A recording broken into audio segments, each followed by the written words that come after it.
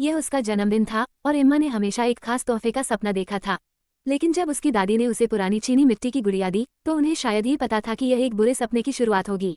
ये सिर्फ एक गुड़िया नहीं थी, यह एक जाल था। एम्मा का कमरा शाम के सूरज की कोमल चमक से भर गया था जब उसने गुड़िया को अपनी छाती से लगाया।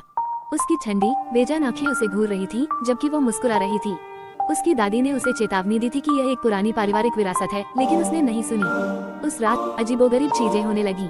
सबसे पहले कमरे में गुड़िया की स्थिति बदल गई। जब कोई आसपास नहीं था तो वो बदल जाती थी।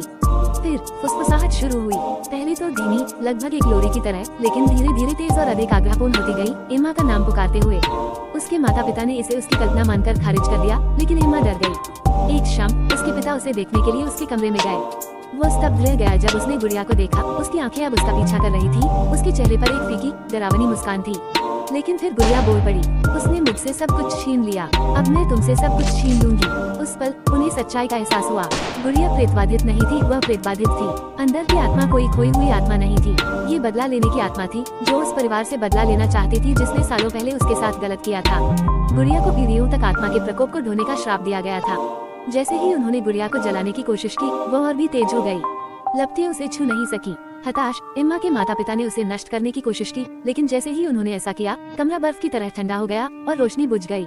फिर सब कुछ शांत हो गया। अगली सुबह एम्मा गायब थी, गुड़िया गायब थी और उसके माता पिता को एक महिला की पुरानी तस्वीर मिली। उसी गुड़िया को पकड़े हुए महिला मुस्कुरा रही थी, केवल उसकी आंखें खाली काली थी, जैसे कोई शून्य जो कभी खत्म न हो। और फोटो के कोने में एक नोट था, वो तुम्हारा इंतजार कर रही है।